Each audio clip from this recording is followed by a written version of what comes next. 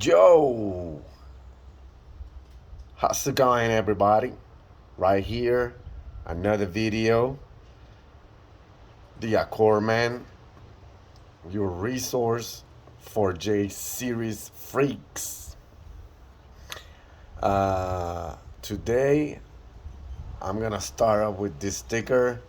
Yeah, every time of my video from now, I'm gonna start with different company stickers, so to give it, the support. And today we're gonna start with Hefferland. This guy have a lot of haters, a lot of people talking shit, but I appreciate his work because he's working for us. You know, there's another companies, blah blah blah. We're not gonna mention it today. We give it up to Hefferland Performance. Keep going, bro, and don't pay attention to haters. So when you're doing something, that people's always gonna talk. But when you are doing nothing, that people just relaxing. So don't pay attention to the critics, all that. Keep going. I recommend full. His camshaft at stage 2 are excellent. I'm not going to say better than other companies. I'm just saying they are really good. So today, what's going on my car? We're gonna do a head swap. So I'm making this video, guys, for you. So the easiest way I find out how to do a head swap. So there's two options you can do it. The first option is kind of, if you have a lot of tools and you got a cherry picker and you have it, or the crane or whatever you call it, so you can take the whole thing out, the engine.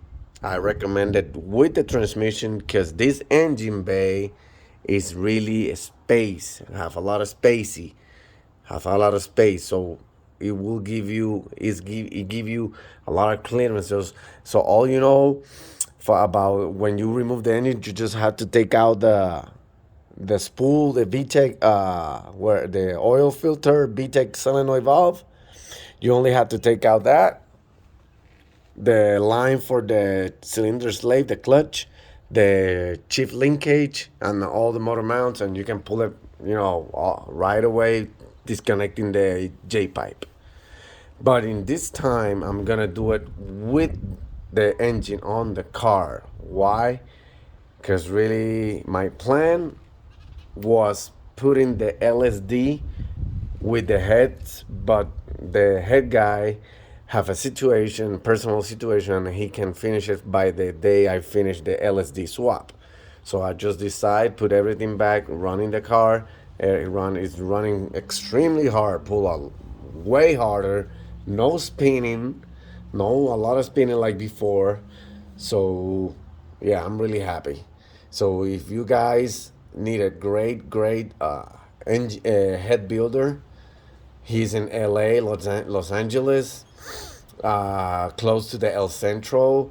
His name is Alanis Heads. This guy makes heads for a lot of NHRA cars, a lot of record beaters. Tuned by Sergio, my tuner, recommend me that guy. So right here, we got the new head setup already. Already with the OEM springs. Out. So if you guys, you guys are gonna do this. So you're gonna need this tool. This tool is for take out the keepers with this magnet though. So that's not the point in this video. So right here I got a classify, intake, exhaust, just in case I just want to put it like they came out on the heads. I'm really right here. We got the Accord differential. It's not LSD, so don't worry about it. But if you blow one, I got one. So yeah, we got right here the setup with the new valve seals, ported and the flat face valves, and they cut the he cut the heads a little bit just for get a better compression. So yeah, they were ported on the pocket ports. So this guy recommend me because I got camshaft and I'm running E85. So he recommend me only doing pocket porting. Why? It's more cheaper. It's more cheaper. It will give you an excellent flow, excellent numbers, and for really port and polish, you don't need that because that's when you're putting a lot of force induction in your car. For NA, for NA applications, really, he told me, you guys don't need that because you're not putting a lot of air. So yeah, if you're doing force induction or supercharge or something like that, well, I recommend the full, but the price is almost the double.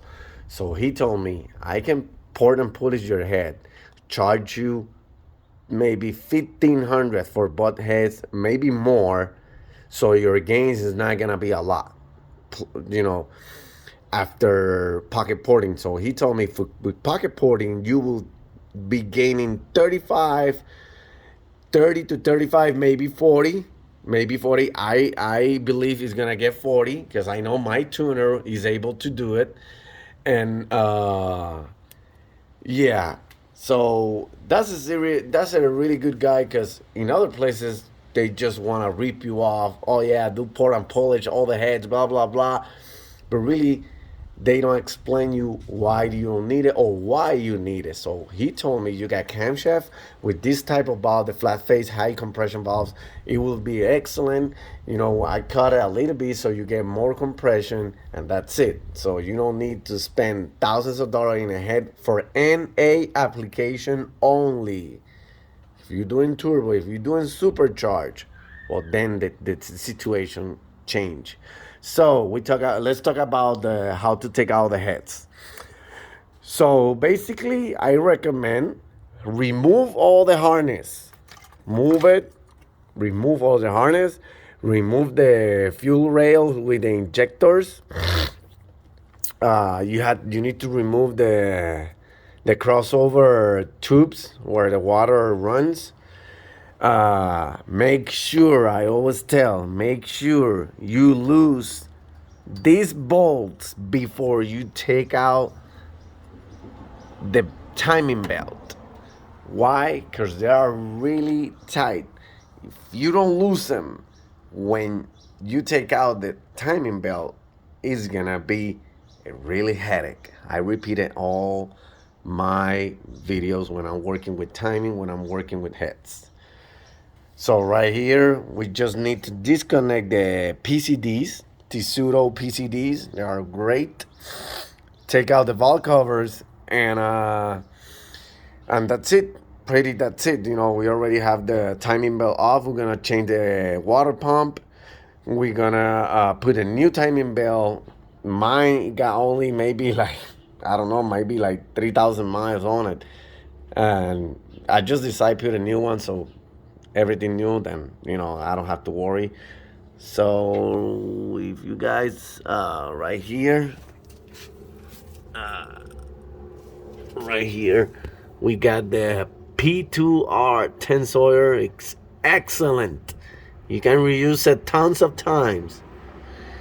So when you're removing the heads, you don't have to worry about put the engine in timing. If you want to do it, you can do it. Just only when you take out the heads, when you're pulling back the heads, you have to put everything in timing. So don't misunderstand me. So yeah, disconnect all the harness, move the harness here, take out the battery so you have a space, move all the harness, leave it, disconnect these two hoses so it will give you a lot of clearance. So if we can see, we got a lot of, remove the strut bar, remove it. Don't pass headaches. Remove it.